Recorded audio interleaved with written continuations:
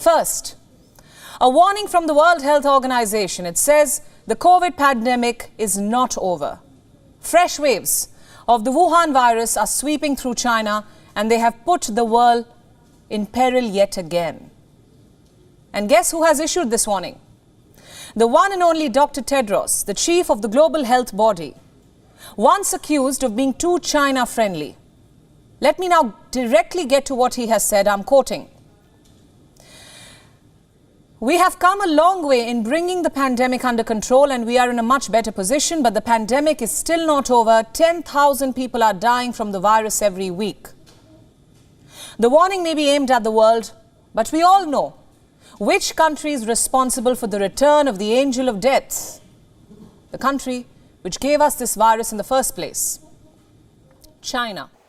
So we are roughly 3 years post the pandemic, as I like to call it, and we are seeing some pretty breaking news out of China. They're going through another massive wave of coronavirus. I don't know if it's a new variant. The Chinese Communist Party, the CCP, as we like to call them over here in the States, we know they're a very secretive regime. They're a communist regime, total authoritarian, and they don't tell the truth to the world at all. But luckily for us, there's a lot of cell phone footage coming out. It's been put on social media, and this is just the footage that we're able to get leaked. And we know that since the onset of the pandemic, starting around late 2019, when it was mostly confined to China, they were taking draconian measures to control the spread of the virus. They were locking people in their homes, dragging people out of their homes, making them go to quarantine sites. At least that's what we thought they were doing. People were just randomly disappearing. They were having massive cremations to keep the infection rates down. It was just out of control.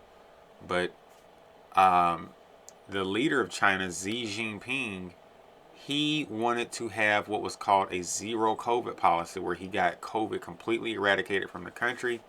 And if you know anything about China's population, it's a country of about 1.4 billion people, the most populous country in the world.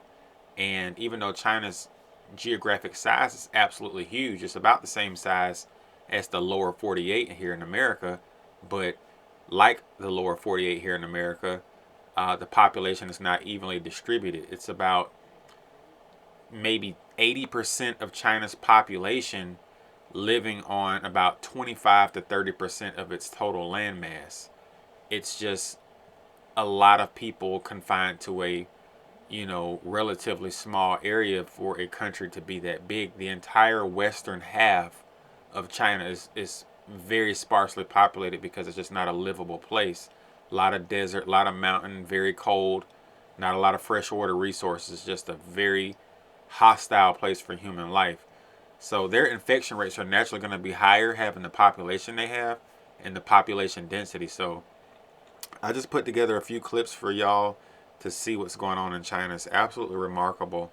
About a month or so ago, they suspended their zero COVID policy because there was a bunch of protests going on. People were getting tired of being locked down. And there was even a massive apartment fire in a less sizable city. I don't know exactly where this city is located, but the apartment fire killed 10 people, and they were literally not able to put the fire out for 3 hours because the COVID policies were so draconian that they couldn't even get to the people that were burning to death in this building. It was an absolute tragedy.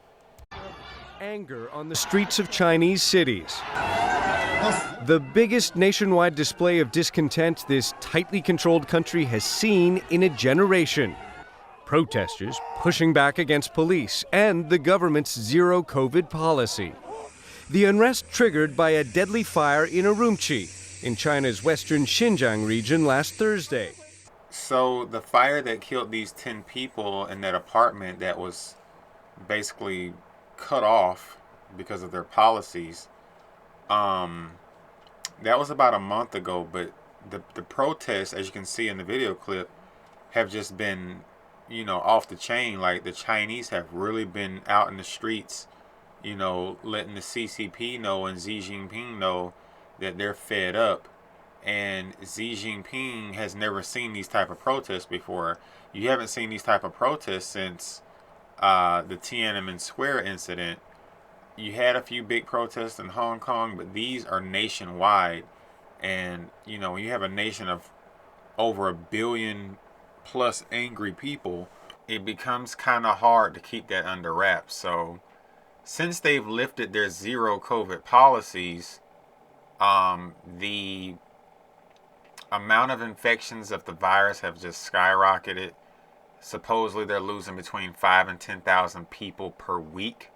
Nobody knows the true death toll, but it was just having severe economic ramifications on China. You know, they're the world's largest manufacturer.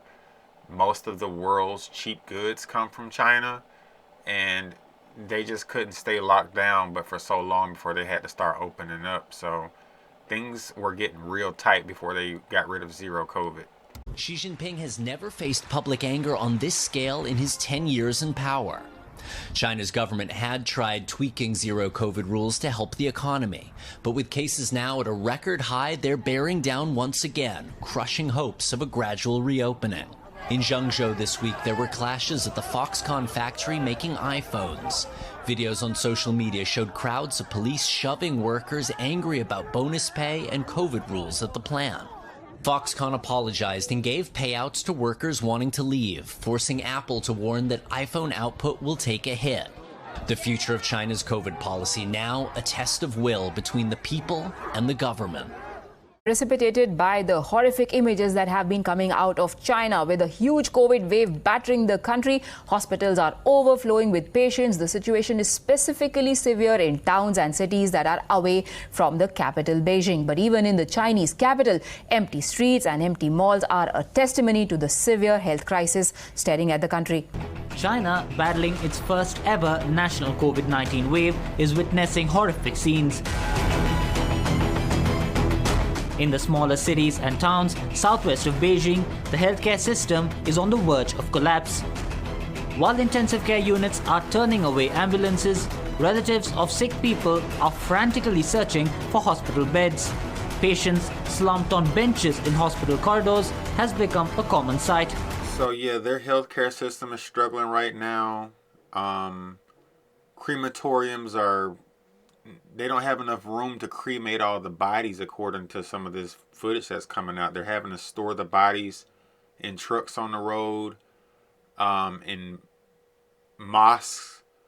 They're just overwhelmed right now in China, according to some of these reports that are coming out. And the CCP, of course, is going to do everything they can to suppress the information. The CCP is the largest ruling government on earth by far. I think it's around 100 million members of the CCP. And if you do the math, for 14 billion people, that's like one CCP member for every 14 citizens, which is absolutely remarkable. That ratio is incredible. So China's under a very, very tight grip. And they've loosened up their travel restrictions recently. And more and more Chinese are going to start traveling around the world. That's why I put in the title of this video that, you know, are we going to be at risk again? But the death toll is getting so high in China, according to this news reporter from this Indian network. Funeral home companies are getting significant increases in their stock prices. At a time when funeral companies have become China's fastest growing industry. Do you know, such is the state of China today, that shares of funeral companies are surging? Yuan International Group is one such company. Its stock price was recently soaring at a record height. It is China's biggest cemetery operator, also funeral service provider. And now that the demand for funeral services has surged, the stock prices of these companies have surged as well. It's a grim story. So what does that mean for us over here in America? Well, I think that around 2/3 of Americans are vaccinated. I don't know if that includes fully vaxxed. You know, you got to take so many boosters to be completely vaxxed these days. I personally have decided not to take the jab, and I'm proud of my decision. But if you've taken it, that's your business.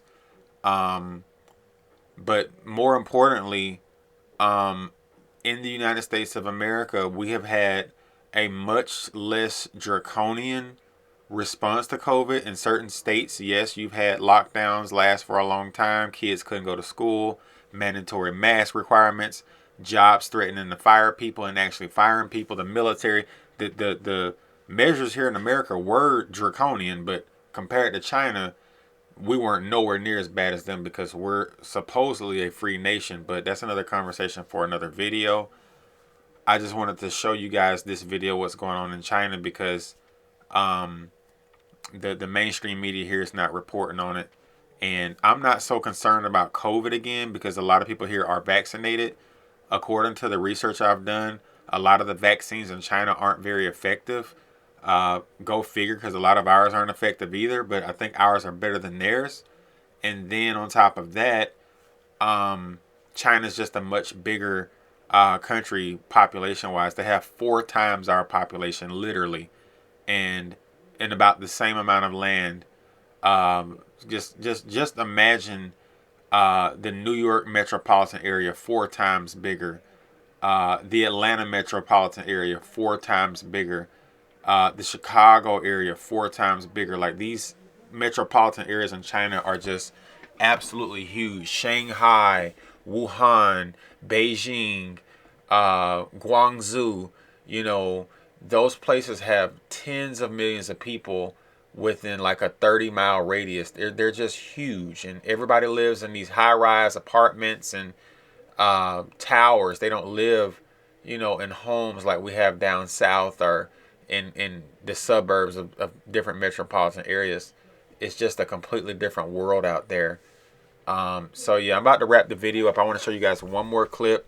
I don't think we're going to lock down here in America unless they release another virus that we don't know about. I hope that, you know, we can get through this, but I'm more concerned about what the corrupt government here is willing to try and do in relation to what's happening in China. Right now, nobody's talking about this in America because, you know, we've lived with COVID for so long, and the majority of Americans have been vaccinated, and the majority of Americans just don't have the stomach to go back into lockdown mode, even though there are some Americans who would love to do it and sit at home and get paychecks from the government.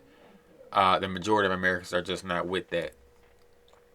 As I speak, infections are surging in 5 other countries: Japan, South Korea, the UK, the United States and Brazil. Let's now look at how they're faring one at a time.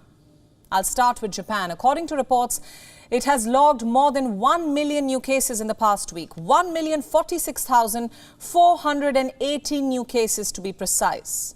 And by prefecture, Tokyo is the worst hit. It has logged the largest weekly number of cases. Next up, we have South Korea. As of Monday midnight, the country reported more than 87,000 new cases. This was the highest daily tally in 97 days. Health officials are predicting a resurgence in the days ahead. A report in the Korea Times says that medical experts have asked the government to prepare for new COVID variants from China. They further added that if a new variant emerges, Korea will be one of the first countries to be affected. This is mostly because of the country's proximity to China. In Brazil, the situation is no better. Reports say the country is facing its 5th wave and the 3rd wave this year alone. Last Saturday, there was a 302% increase in infections from 2 weeks ago. In the United Kingdom, there has been a 27% spike in hospitalizations in a week. The government has identified more than 20 new hotspots. Experts say the country is definitely in the grip of a new wave. In the US, the states of California, Texas and Florida are reporting new cases, and reports say that the Omicron subvariant BQ.1 is behind this spike. It gets worse. Besides a spike in COVID-19, health officials are warning about a tridemic. They say it could engulf most of Europe this winter. But what exactly is a tridemic? Well, in simple terms, it is a triple threat of COVID-19, influenza and RSV. So there you have it. We are facing a tridemic in most of the world, with the flu virus ramping up, the COVID, and some respiratory infection called RSV. So who knows what these people are doing? We know that there's a lot going on that we don't get to see, that the media is not going to cover. Thank God we have alternative media. And one brief point real quick, there are tens of thousands of elites in China that are actually leaving the country, and they're leaving for good because they are not too optimistic about the future of the party. You guys can look up the information if you feel like it. There was just a recent, I guess you could say, affirmation of power by Xi Jinping. He just affirmed that he will remain in power indefinitely, I guess until he dies or steps down, because he can't rule anymore. He's 69 years old, but a lot of Chinese elites are fleeing to countries like the US, Singapore, South Korea, and a couple of European countries. But they are leaving China in droves, those that can actually get out. The taxes are going up in China. The just outright draconian rule of Xi Jinping is just turning a lot of people off. I know a lot more people would leave if they had the means to do so, but shout out to the citizens of China. Chinese people are not the problem. It's the CCP, as we all know. It's just a brutal authoritarian regime, and they just don't get the freedoms that they deserve. And that's why I'm making this video, because in America, we still have a lot of freedoms that these people will never get to have unless something dramatic changes. And I just don't see that happening, because they are being ruled by 100 million loyal citizens of the CCP, and that's just a lot of government power. Total authoritarian country, total authoritarian. So we can't take what we have here for granted, because little by little they're taking our freedoms away. And I just wish that more people would stand up and fight back, because it's more of us than them. They can't fight us all. They can only, do to us what we allow them to do. And we have guns. But that's another conversation for another video. Thanks for watching, y'all. Click the share, click the subscribe, click the like. See you on the next one. Peace.